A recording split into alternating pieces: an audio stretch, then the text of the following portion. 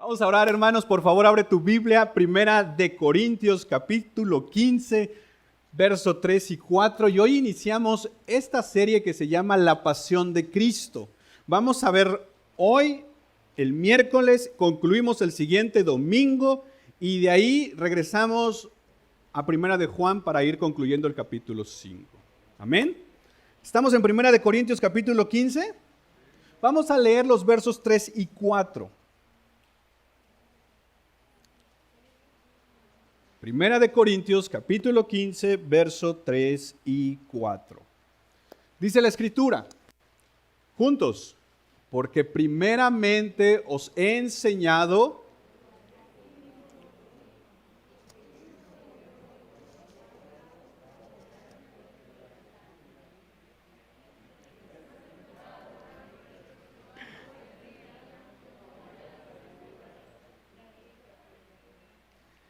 Amén. Vamos a orar. Padre, gracias por tu preciosa bondad. Gracias por esta hermosa mañana donde nos has permitido orar, nos has permitido ofrendar, nos has permitido cantar, nos has permitido hacer planes. Y de verdad, Señor, es increíble la manera en que tú estás obrando para la gloria de tu santo nombre, Señor. Padre, desde ya te pedimos por los pastores que van a recibir esta Biblia de estudio. Te pedimos también que nos proveas vehículo, gasolina, donde dormir y todo lo necesario, Señor, para ese viaje. Gracias por Ligonier, Señor. Gracias por todo el equipo que está sembrando en tu pueblo, Señor. Y de verdad, Padre, a ti y solo a ti sea la gloria por lo que estás haciendo. Y Padre, hemos leído tu palabra y por favor, háblanos esta mañana. Amado Padre, yo necesito escuchar tu voz, Señor. Yo necesito de tu santa presencia para hoy, Señor, porque al acercarme a tu palabra, Señor, es como tocar un vaso del oro más puro con mis manos de barro sucias. Oh, mi Dios, te necesitamos esta mañana de una manera especial. Porque mi Dios, nos acercamos al trono de tu gracia para que nos hables, Señor. Inclinamos no solo nuestro oído, sino también nuestro corazón, Señor. Habla, Señor. Habla que tu pueblo oye, Señor. Espíritu Santo, háblanos, por favor. No queremos regresar igual esta mañana. Necesitamos de ti, Señor. Yo te necesito, Señor, de tu gracia, de tu presencia. De tal manera, Señor, que tu nombre sea exaltado, mi Dios. Te lo pedimos, Señor, en tu nombre. Amén. Amén. Por la gracia de Dios, hermanos, las últimas semanas he estado en un curso sobre facilitación. La facilitación es una herramienta dentro de la enseñanza que nos enseñan de un texto, puede ser un texto bíblico, llegar a la idea principal para después exponerla. Y es todo un trabajo hermenéutico. Si nosotros como cristianos quisiéramos obtener la idea principal del Evangelio, si quisiéramos obtener la idea principal de la predicación apostólica que los apóstoles predicaron en los primeros años, o de la enseñanza de la iglesia primitiva, ¿cómo lo resumiríamos, hermanos? Si alguien te preguntara, oye, ¿tú qué vas a la iglesia? Te he visto con una Biblia. ¿De qué trata la Biblia? Oye, te he visto en actividades de tu iglesia. ¿Podrías decirme de manera breve qué es el Evangelio? Para muchos, lo voy a poner en primera persona, cuando se nos pregunta qué es el Evangelio, lo asociamos con el significado etimológico de la palabra. Buenas noticias. Pero hermanos, si somos sinceros, muchos de nosotros, al no tener bien en claro lo que es el Evangelio, somos como un avión que no puede aterrizar. Y entonces va para un lado, va para otro y no terminamos llegando a ningún punto. Primera de Corintios, capítulo 15, 3 y 4, hermanos, el texto que hoy tenemos frente a nosotros, donde vamos a estar meditando hoy, el miércoles y el próximo domingo, creo que nos da la respuesta de manera clara, sencilla y profunda a la pregunta, ¿qué es el Evangelio? Pero no solo nos ayuda a entender el Evangelio, nos muestra el mensaje que los apóstoles predicaron, nos dice el mensaje por el cual han sido muertos los mártires, no solo del primer siglo, sino hasta el día de hoy, y nos revela el mensaje que da vida cuando el Espíritu Santo obra en nuestros corazones. ¿Qué está diciéndonos Pablo? Bueno, Cristo murió por nuestros pecados, conforme a las Escrituras. Cristo fue sepultado y Cristo resucitó, ¿al qué día? Conforme a las Escrituras. No sé a ti, pero a mí me parece impresionante cómo una sola frase incluye tanta profundidad.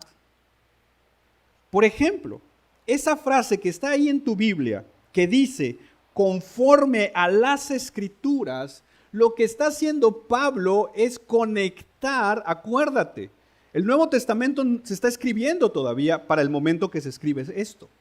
La Biblia completa no está. ¿A qué escritura se refiere Pablo? A todo el Antiguo Testamento. Y aquí Pablo está conectando todo el Antiguo Testamento a una realidad, y la realidad es la muerte de Cristo, la sepultura de Cristo y la resurrección de Cristo. Te lo pongo desde esta perspectiva. Imagina que alguien te dice o te propone que por favor les des un estudio bíblico sobre lo que el Antiguo Testamento dice de la obra de Cristo.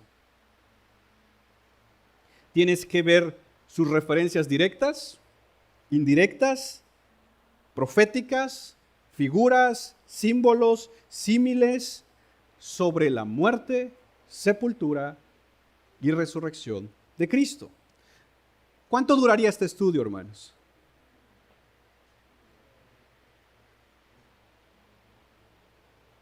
Porque básicamente lo que estarías haciendo es caminar desde Génesis capítulo 1 ¿hasta cuál es el último libro del Antiguo Testamento? Malaquías, hermanos. Y a la conclusión que llegarías es que todo el Antiguo Testamento lo une un mensaje, lo une una persona. Y hay una unidad perfecta.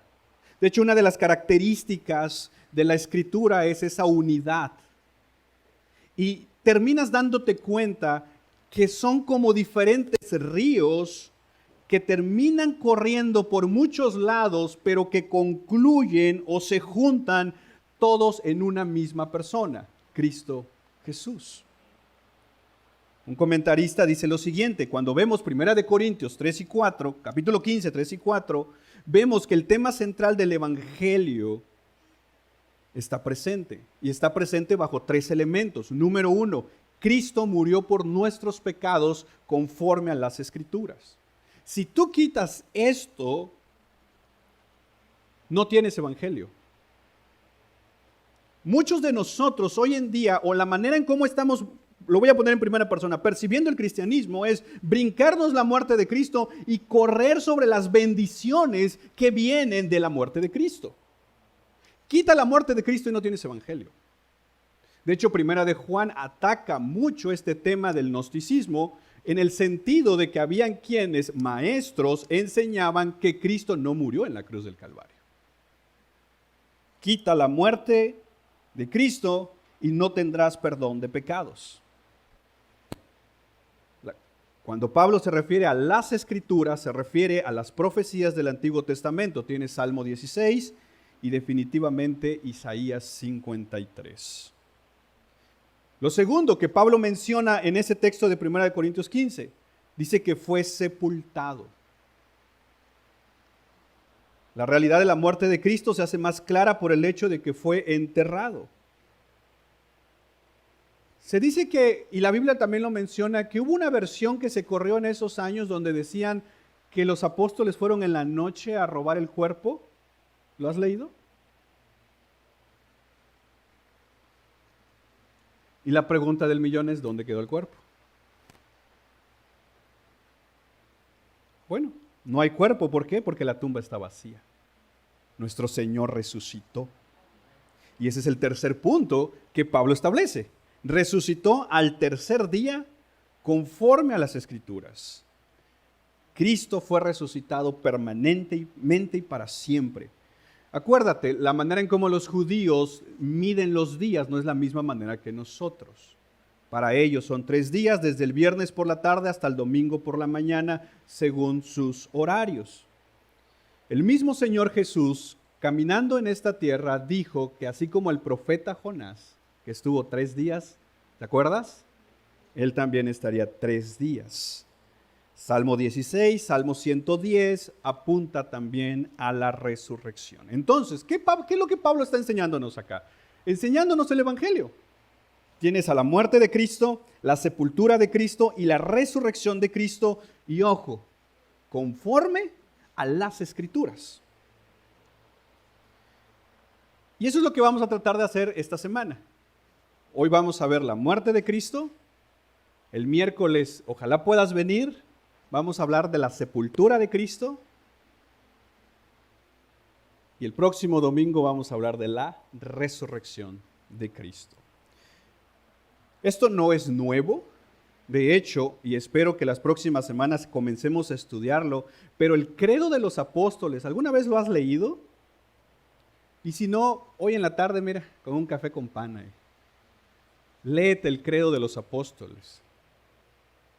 El credo de los apóstoles tiene 3 secciones bien básicas, o 4, pero hay 3 principales: el Padre, el Hijo y el Espíritu Santo.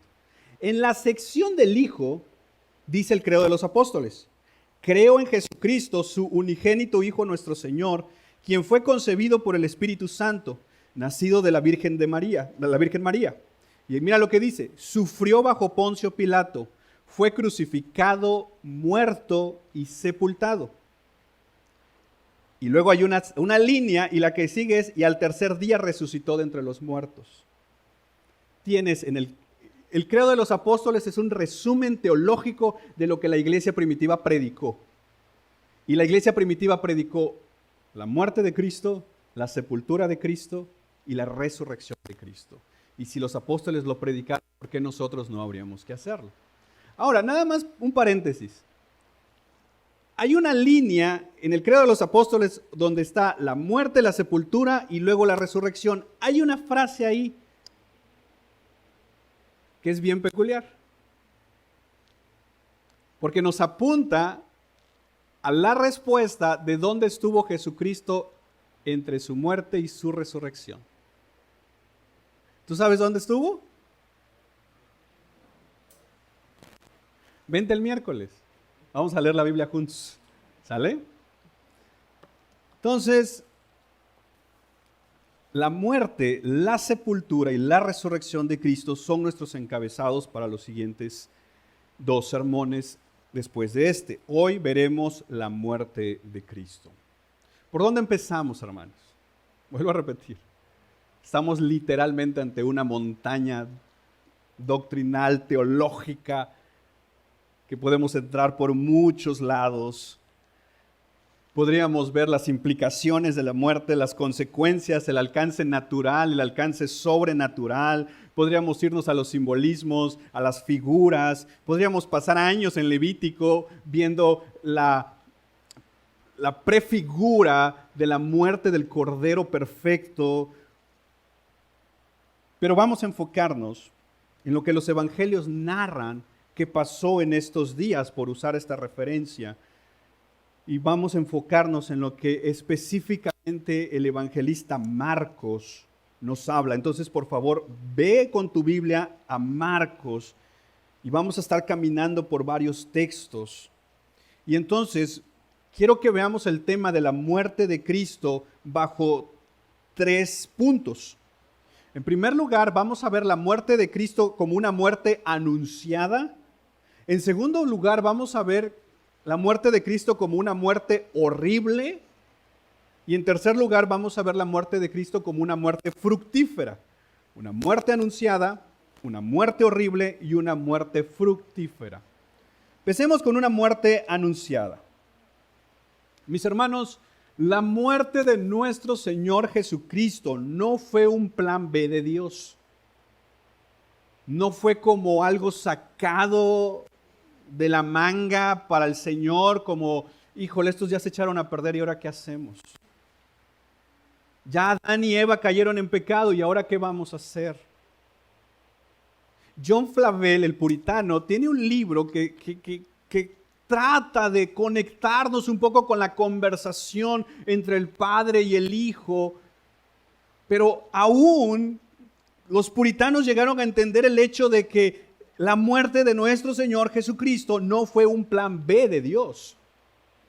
Si bien la podemos encontrar de manera profética en Génesis 3, y desde ahí vemos lo que Dios ya tenía planeado hacer, puedes seguir caminando a lo largo del Antiguo Testamento y te irás encontrando con esto. Un ejemplo práctico, Génesis capítulo 22. ¿Te acuerdas de qué trata?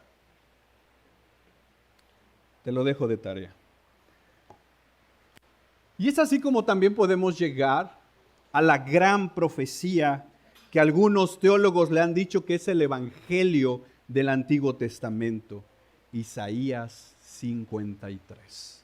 Isaías 53 se levanta como una bandera profética apuntándonos 400 años antes al momento exacto de la muerte de nuestro Señor Jesucristo. Mis hermanos, lo primero que tenemos que entender es que la muerte de Cristo no fue un plan B de Dios, fue el plan de Dios.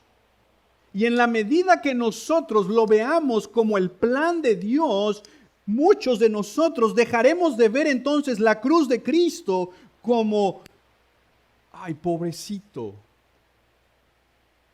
o llegar a sentir lástima. No, hermanos, Él no vino a eso. Él no vino a que nosotros sintiéramos lástima por Él. No. Nuestro Señor Jesucristo vino a cumplir un propósito eterno. Él sabía para qué había venido. Alguien decía en un comentario que Dios cuidó del árbol desde que se sembró la semilla de ese árbol. Dios cuidó ese árbol de tal manera que creció, a un nivel creció ese árbol, que de ahí sacaron la madera para hacer la cruz donde su hijo murió.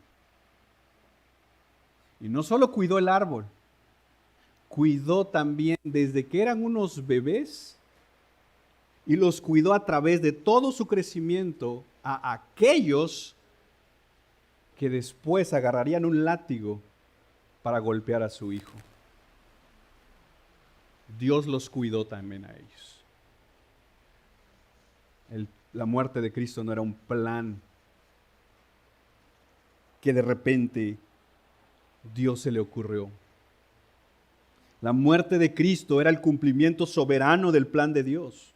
Mira Marcos capítulo 2, verso 19-20. Esta es una profecía de cierta manera de la pasión de Cristo.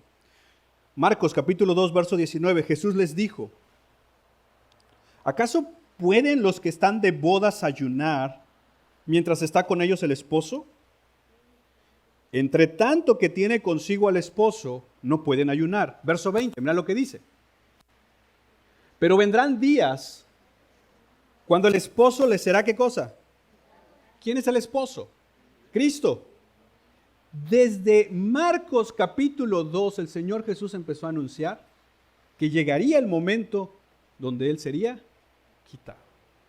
El Señor Jesús ya sabía. El Señor Jesús comprendía a qué vino Él a la tierra. Si caminas a Marcos capítulo 9, en el verso 30 dice: habiendo salido de ahí, caminaron por Galilea, y no quería que nadie lo supiese, porque enseñaba a sus discípulos y les decía, mira lo que les decía a sus discípulos: el Hijo del Hombre será entregado en manos de hombres. ¿Y qué harán con él? Y después de muerto. Y mira la reacción de sus discípulos. Ellos no entendían esta palabra y tenían miedo de preguntarle. Es más, no solo no entendían, cuando intentaron razonar, o uno de ellos cuando intentó razonar para querer comprender esto, el Señor Jesús lo reprendió en el sentido de que lo regañó. ¿Te acuerdas de el Señor les habla de lo que va a ir a hacer a Jerusalén y Pedro sale rápido y dice: Señor, nunca te acontezca esto? Humanamente, en su razonamiento, y bueno, Jesús dice también que venía de una influencia satánica, pero desde un razonamiento, el que el Señor les dijera: yo vengo a dar mi vida por ustedes, para ellos es no. Tú eres nuestro rey, tú eres nuestro Mesías. ¿Cómo es posible eso? No, nosotros estamos esperando al Hijo de David, que se siente en el trono de David y que podamos vencer a los romanos y que Israel vuelva a ser la nación que un día fue. ¿Por qué me dices que vas a morir? No, Señor, que nunca te acontezca eso. Y el Señor con amor le dijo: Pedro, gracias porque me estás cuidando. Gracias de verdad, Pedro, de verdad, gente así quiero en mi equipo. ¿Qué le dijo? Apártate de mí, Satanás, porque eres, como diciendo: mira, Satanás, ni porque uses a mi equipo más cercano, nada va a impedir que yo cumpla el propósito por el cual Dios me trajo aquí. Dios sabía, Él sabía, y nada lo iba a detener. Marcos capítulo 10, verso 32. Iban por el camino subiendo a Jerusalén, y Jesús iba adelante, y ellos se asombraron y le seguían con miedo. ¡Wow! Porque sabían a dónde iban. Entonces, volviendo a tomar a los 12 aparte, les comenzó a decir las cosas que le había de acontecer. Mira lo que les dice, verso 33. He aquí, subimos a Jerusalén, y el Hijo del Hombre será entregado a los principales sacerdotes y a los escribas, y le condenarán a muerte, y le entregarán a los gentiles, y le escarnecerán, le azotarán, y le escupirán en él, y le matarán, mas al tercer día resucitará. Si, por ejemplo, tienes que salir a hacer un mandado en la noche y tienes que pasar por una calle peligrosa y desde ya te advierten: no pases por ahí, te van a asaltar, te van a golpear, ¿pasarías por ahí?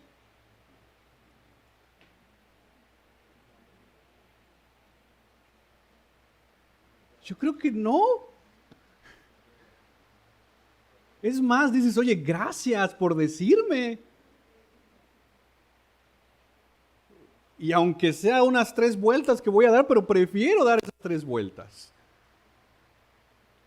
El Señor sabía lo que iba a pasar en Jerusalén. Y aquí Él está describiendo ese momento que hoy se conoce como su pasión, en el sufrimiento. Él ya lo sabía. Por eso dice en el verso 32 que sus discípulos se asombraron Porque es como decir, ¿cómo? ¿Ya sabes lo que te va a pasar en Jerusalén y así vas para Jerusalén? Ya sabes lo que te va a suceder. Y entonces, ¿cómo lo seguían ellos en el verso 32? Con miedo. Porque es como, ¿le van a dar a él? ¿Yo soy su discípulo? Por eso cuando lo agarran al Señor Jesús, ¿qué pasa con sus discípulos?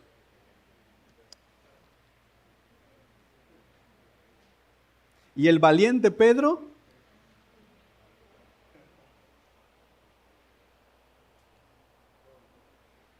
Porque lo que vieron en ese momento empezó a ser algo literalmente horrible. Hermanos, cuando nos acerquemos a los evangelios y veamos la muerte de nuestro Señor Jesucristo, jamás lo veamos con ojos de un plan B.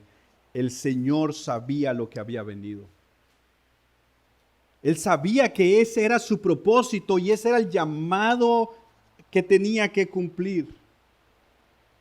Marcos dice que Él vino a dar su vida por muchos. Él vino a buscar lo que se había perdido. Él no fue una víctima de las circunstancias. Él no llegó en un momento donde todo se puso en su contra y para decirle, ¿hubiera llegado en otro momento? Hermanos, el enemigo no tuvo control de esa situación. Él en la cruz del Calvario entregó su vida.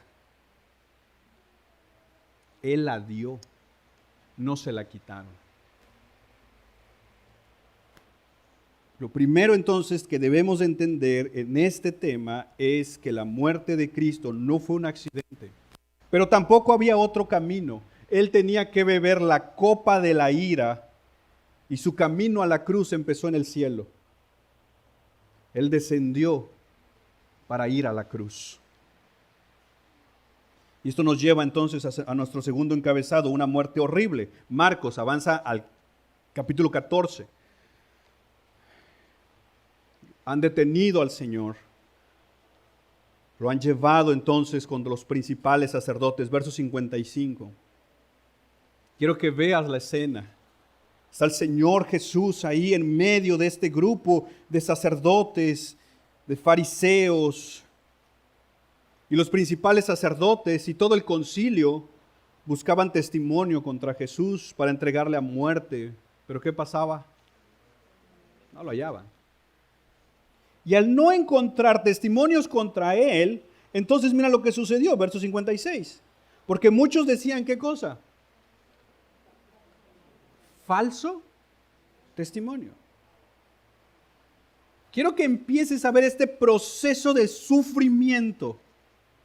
Número 1, falso testimonio.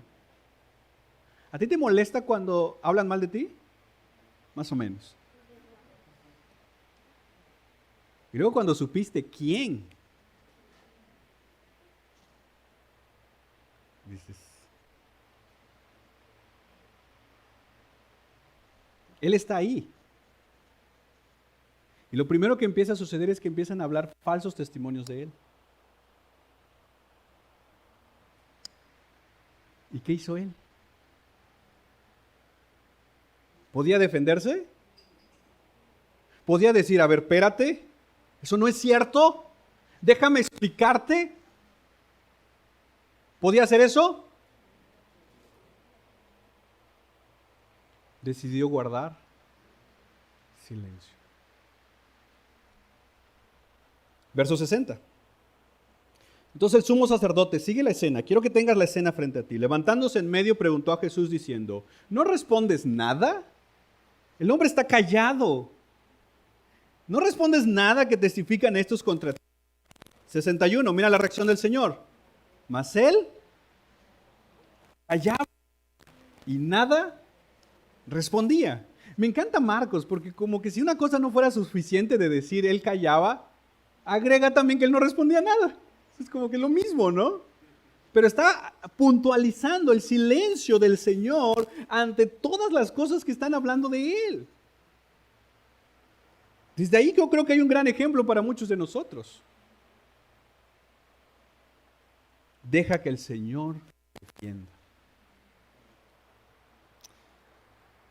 El sumo sacerdote le volvió a preguntar y le dijo, ¿eres tú el Cristo, el Hijo del bendito? Y ahora sí responde, porque aquí no es un falso testimonio lo que le están preguntando.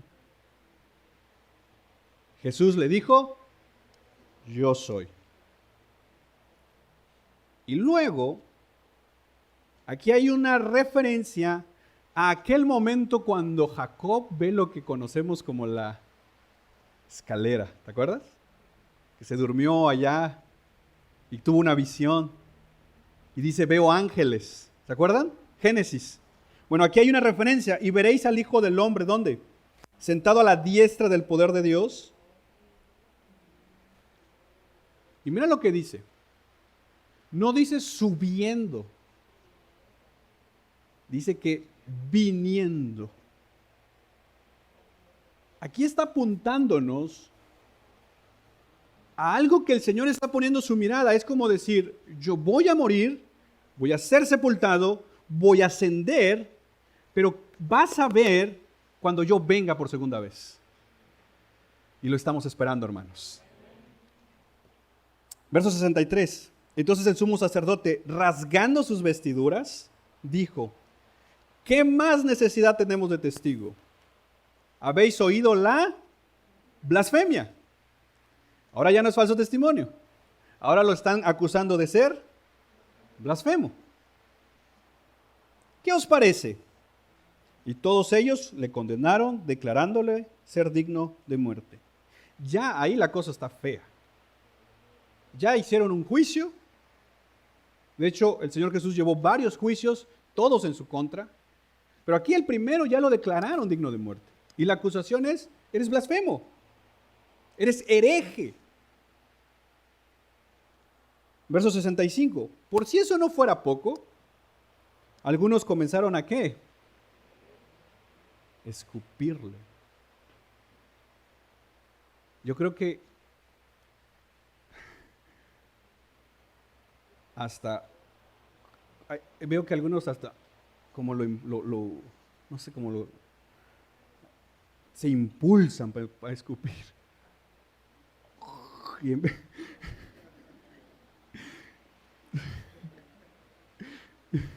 Y empiezan a hacer estos ruidos para que salga bastante. El Señor está ahí. Ya hablaron mal de Él. Ya lo declararon como blasfemo. Y ahora lo empiezan a escupir. Los psicólogos de hoy dirían que eso es bullying. Después le cubren el rostro. ¿Y qué empiezan a hacerle? Ahí está, hermanos. Darle de puñetazos. Y ahora luego viene la burla. Profetiza. ¿Quién te está pegando? ¿Y los alguaciles le daban de qué?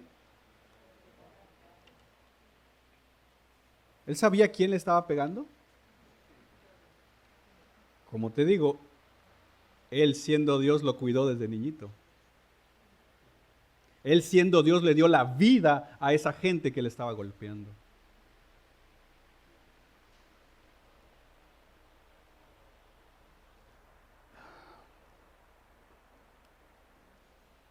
Hay un momento en esas narrativas donde el Señor dice que si Él quisiera, una legión de ángeles llegaría a defenderlo, ¿se acuerdan? ¿Te imaginas estas legiones de ángeles viendo esta escena,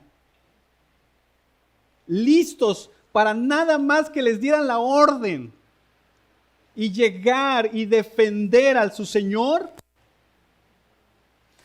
Hermanos, solo para ver un poquito la capacidad de un ángel, allá en segunda de Samuel, dice que un ángel mató creo que como a 50,000 personas en un ratito. Un ángel. Ahora te imaginas estas legiones de ángeles viendo la escena donde están escupiendo a su Señor, golpeando a su Señor, y ellos no pueden hacer nada porque no tienen la orden para entrar a la escena. Marcos 15, verso 6. En el día de la fiesta le soltaban un preso, cualquiera que pidiesen. Y había uno que se llamaba Barrabás, preso con sus compañeros de motín que había cometido homicidio en una revuelta. Un asesino. Barrabás es un asesino, quiero que lo veas. Y viniendo la multitud comenzó a pedir que hiciese como siempre les había hecho. Es decir, Pilato, suéltanos a un preso. Pilato le respondió diciendo, ¿queréis que os suelte al rey de los judíos? Porque conocía que por envidia le habían entregado los principales sacerdotes. Mas los principales sacerdotes, mira qué hicieron, incitaron a la multitud para que le soltase más bien ¿a quién? Al asesino. Es como ese hombre mató, preferimos a ese asesino.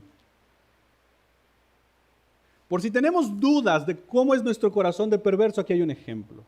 Yo he escuchado personas decir, si yo hubiera estado ahí, yo sí pido que me den a Jesús. ¡No! Hasta nuestros carteles hubiéramos llevado que quiera, danos a Barrabás. Y para ejemplo, es que hoy muchos de nosotros seguimos escogiendo a Barrabás que a Cristo. Cuando yo escojo el pecado, estoy escogiendo a Barrabás y no a Cristo.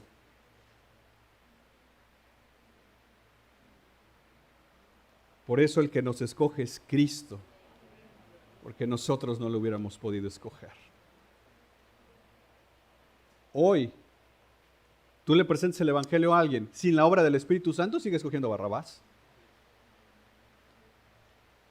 Llámale lo que tú quieras. Respondiendo Pilato les dijo otra vez, ¿qué pues queréis que haga del que llaméis rey de los judíos? Pilato no entiende lo que está pasando. Y mira lo que dice el pueblo, verso 13. Volvieron a dar voces, crucifícale. Pilato les decía, ¿qué mal les ha hecho? Pero ellos gritaban aún más, crucifícale. Pilato, queriendo satisfacer al pueblo, le soltó a Barrabás y entregó a Jesús. Pero antes de entregarlo hizo algo. Después de azotarle. ¿Ves el falso testimonio, blasfemo? Lo escupieron, lo golpearon, lo abofetearon, lo presentaron para una humillación pública, donde él vio a su pueblo, porque era su pueblo, como su pueblo abiertamente lo rechazó. Y ahora lo están azotando. Entonces los soldados le llevaron dentro del atrio, esto es el pretorio, y convocaron a toda la compañía, y a manera de burla le vistieron de púrpura. Recuerda, el púrpura era el de los reyes, era una vestimenta. A él se lo pusieron de manera de burla, y poniéndole una corona tejida de espinas. Hermanos, no se la pusieron así para que no te vaya a lastimar. No, la pusieron con fuerza. Es más, la búsqueda era que lo lastimara. Y nuevamente más burla. Comenzó luego a saludarle, salve rey de los judíos. Y por si eso fuera poco, verso 19, y le golpeaban en la cabeza con una caña. Y ya juntaron más saliva porque ya la habían gastado. Volvieron a escupirle. Y esto es burla. Él estaba puesto de rodillas, le hacían reverencia, pero burlándose de él. Después de haberle escarnecido, ¿qué hicieron con la púrpura? Se lo quitaron, le pusieron sus propios vestidos y lo sacaron para crucificarlo. Es más, él cargó su cruz. Cuando avanzas al verso 23 de igual Marcos 15, sigue diciéndonos. Y ya está ahí en la cruz. Él dice, tengo sed, ¿te acuerdas? Le dieron vino mezclado con mirra, mas él no lo tomó. Cuando lo hubieron crucificado, repartieron entre sí sus vestidos. Le quitaron la púrpura, ¿te acuerdas? Le pusieron sus vestidos. Pero ahora sus vestidos ya no los tiene. Él está crucificado desnudo. Para una humillación total. Mientras abajo con su ropa están echándose suertes, como diciendo a quién le queda. Era la hora tercera cuando le crucificaron. Y el título escrito de su causa era el Rey de los Judíos. Crucificaron también con él a 2 ladrones, uno a su derecha y el otro a su izquierda. Y se cumplió la escritura que dice, fue contado con los inicuos. Y los que pasaban, mira, lo veían e injuriaban, meneando la cabeza diciendo, va, tú que derribas el templo de Dios y en 3 días lo reedificas, sálvate a ti mismo y desciende de la cruz. Se seguían burlando de él. De esta manera también los principales sacerdotes, escarneciéndose, decían unos a otros con los escribas, a otros salvó, a sí mismo no se puede salvar. Seguían burlándose de él. El Cristo, Rey de Israel, descienda ahora de la cruz para que veamos y creamos. ¿Tú crees que a esta petición de desciende y vamos a creer, ellos hubieran creído? No. Era burla lo que ellos estaban haciendo. Es más, mira, también los que estaban crucificados con él, ¿te acuerdas de estos 2 ladrones? ¿Qué hacían hacia Jesús? Ahí lo dice al final del verso. Le injuriaban. Él está crucificado ahí y los 2 están a sus lados y desde ahí esta gente se está burlando de él. Cuando vino la hora sexta hubo tinieblas sobre toda la tierra hasta la hora novena. Y a la hora novena Jesús clamó a gran voz diciendo, Eloi, Eloi, lama sabactani, que traducido es, Dios mío, ¿por qué me has desamparado? Y algunos de los que estaban ahí decían al oírlo, mirad, llama a Elías. Y corrió uno y empapando una esponja en vinagre y poniéndola en una caña le dio a beber diciendo, dejad, veamos si viene Elías a bajarle. Mas Jesús, dando una gran voz, expiró. Falso testimonio. Le dijeron blasfemo, lo escupieron, lo cubrieron el rostro para darle puñetazos. Se burlaban de él mientras le bofeteaban. Su pueblo lo despreció al escoger a un ladrón. Su pueblo mismo escogió que lo crucificaran. Lo vistieron de púrpura a manera de burla y le pusieron una corona de espinas. Lo golpearon la cabeza con una caña, lo volvieron a escupir, lo pusieron de rodillas para burlarse de él, lo hicieron llevar su cruz, lo desnudaron, repartieron sus vestidos, clavaron sus manos, clavaron sus pies y aún estando ahí colgado de esa cruz se seguían burlando de él.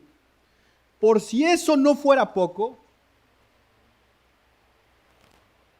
la ira de Dios cayó sobre él. Y al final murió. Entregó su vida. Para nosotros, a tantos años de distancia, nos cuesta ver lo horrible de esto. John Stott, hablando de la cruz de Cristo, dice, remontando históricamente, la crucifixión dicen que fue inventada por los bárbaros. Luego lo adoptaron los griegos y los romanos. Pero de algo que era seguro es que la crucifixión era el método más cruel de ejecución jamás practicado. La intención de la crucifixión era que el crucificado, su muerte fuera lenta mientras agonizaba de dolor. Pero a Jesús no solo lo crucificaron, antes de hacerlo lo torturaron. Habían personas que duraban días vivos crucificados antes de morir. Y ojo, ese dato es bien importante, porque vuelvo a repetir, la muerte no pudo con él. Satanás no pudo con él. Él entregó su vida. Como diría el pastor Sugel, Él recibió ira sin misericordia para que nosotros recibamos misericordia sin ira. Ese es nuestro Dios y Salvador, hermanos. Cuando los romanos empezaron a crucificar a las personas, la crucifixión solamente era para los criminales, para los asesinos, para los que se rebelaban. Ningún romano era crucificado. Es más, ellos decían que la persona que fuese crucificada ni siquiera era digno de ser llamada persona. Un intelectual llamado Cicerón dijo: atar a un ciudadano romano es un crimen. Pegarle a un romano es abominación. Matarlo es un asesinato. Pero crucificarlo, él decía, no hay una palabra para describir la acción tan horrible que era crucificarlo. Es más, muchos intelectuales de ese tiempo querían que la palabra crucifixión desapareciera del lenguaje, por lo horrible que era. Para los judíos, el que estuviera colgado en un madero no era poca cosa. Ellos, conocedores de la Escritura, conocían exactamente lo que Deuteronomios capítulo 21, verso 23 decía. Pablo lo retoma en Gálatas. Maldito el que es colgado de un madero. Mientras los romanos veían a alguien menos que una persona, según ellos, morir en la cruz del Calvario, para la perspectiva judía, ver a Cristo en la cruz del Calvario era que esa persona había sido maldecido por Dios, según Deuteronomios.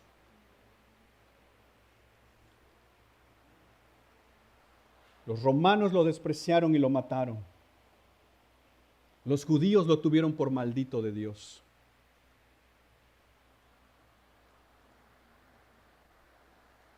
La muerte de Cristo fue una muerte horrible, hermanos, que no nos da nuestra imaginación para contemplar esto.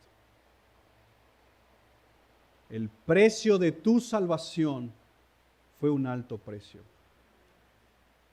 Oh, hermanos, que Dios, lo voy a decir en primera persona, que Dios me perdone cuando he dudado de su amor. No es posible que lleguemos como cristianos a dudar del amor de Dios cuando vemos todo lo que Él sufrió. Porque Él lo hizo por amor a nosotros. Oh, pero hermanos, ¿cuántos de nosotros nos hemos olvidado de esto porque Dios no cumplió lo que yo quería? Porque Dios no me dio lo que yo le pedí, entonces ya no me ama. Porque Dios no hace lo que yo quiero, entonces ya no está conmigo. Hermanos, ¿cómo es posible que dudemos del amor de Dios cuando vemos todo lo que Él pasó para pagar el precio por nuestros pecados? Por eso,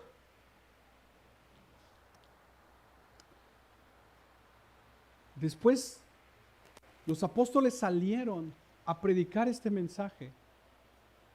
Y dice la historia, la Biblia no lo dice, pero dice la historia que, por ejemplo, a Pedro, que lo crucificaron, él dijo: por favor, de cabeza, porque no soy digno que me crucifiquen como mi Señor. Hermanos, cuando presentemos el Evangelio, por favor, te lo ruego en el amor de Cristo, no dejes fuera la muerte de Cristo. Porque si tú presentas un evangelio sin la muerte de Cristo, es todo menos evangelio. El pecado tuvo un alto costo. El inocente muriendo por el culpable. Y eso nos lleva al tercer encabezado, una muerte fructífera. ¿Cuáles fueron los frutos de la muerte de Cristo? Por mencionar solo algunos, la ira de Dios fue satisfecha. ¿Te acuerdas? El apóstol Juan dice que en el perfecto amor no hay temor. Porque el que ha sido perfeccionado en el amor ya no teme. Y cuando habla del temor del juicio final. ¿Sabes por qué nosotros no tenemos temor al juicio final? Porque la ira que será revelada en ese día para nosotros ya fue pagada. La justicia de Dios fue aplicada. En el gran día del juicio, unos recibirán misericordia y otros recibirán justicia. Dios no es malo como muchos quieren ponerlo. Si Dios envía personas al infierno, no es porque sea malo, es porque es justo y su justicia debe ser satisfecha. Y si yo hoy rechazo a Cristo, lo que yo voy a recibir en el juicio es la justicia de Dios. Y Pablo ya me dijo en Romanos capítulo 3, no hay justo ni aún uno. El amor y la verdad se juntaron en la cruz de Cristo. Por amor a nosotros. El plan de Dios se cumplió. La gloria de Dios fue manifiesta. El amor de Dios fue mostrado. Nosotros fuimos justificados. El precio de nuestra salvación fue pagado. El perdón de nuestros pecados fue pagado. Fuimos reconciliados, Romanos capítulo 5, con el Padre. El velo se rasgó, ¿te acuerdas? Dicen los historiadores que ese velo era tan grueso que posiblemente se ocupaban 2 o 3 caballos o hasta 4 caballos jalándolo 2 de cada lado para tratar de romperlo. Era un velo muy grueso que hasta moverlo era imposible porque permitía la entrada al lugar santísimo, ¿te acuerdas? ¿Y te acuerdas desde dónde se rasgó? ¿De arriba para abajo o de abajo para arriba? De arriba para abajo, como diciendo, estoy abriendo un camino a mi presencia que está en el lugar santísimo.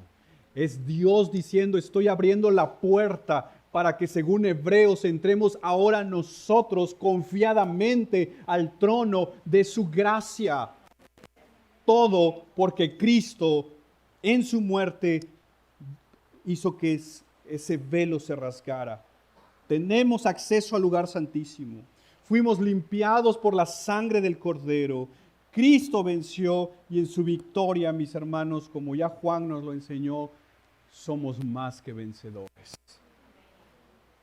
Permíteme concluir con un comentario sobre una de las palabras que Jesús dijo ahí. Tetelestai. Consumado es. El apóstol Juan tomó nota de estas últimas palabras de Jesús. Esas palabras, consumado es, sacudió los cimientos de la tierra. ¿Te acuerdas que hubo un terremoto? Hubo oscuridad. Rasgó el velo del templo. Resonó como un trueno en el cielo. Cristo había obedecido perfectamente la voluntad de su Padre. Cristo enfrentó la cruz y estuvo dispuesto a ofrecer su vida. Cristo fue a esa cruz, soportó el peso de la ira de su Padre por el pecado de nosotros. Jesús, el Hijo de Dios, había muerto. Sin embargo, ninguna muerte ha logrado tanto como la de Él. Ahí en esa cruz, cuando Jesús dijo, consumado es, declaró que la salvación había llegado al fin, se había completado y era para siempre.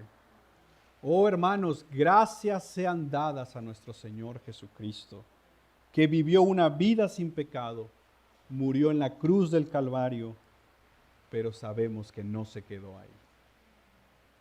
Tu salvación tuvo un precio. Y si esta mañana estás acá y tu confianza no está en Cristo, y todavía estás tratando de arreglar cosas para comprometerte con Cristo, pide hoy al Espíritu Santo que te muestre la realidad de la muerte de Cristo para que contemples por una pequeña ventana, por así decirlo, lo que el Señor sufrió para tu salvación.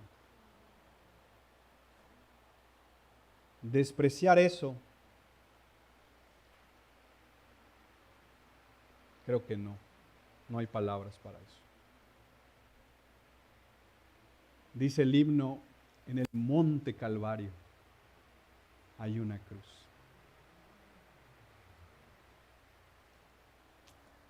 Oremos.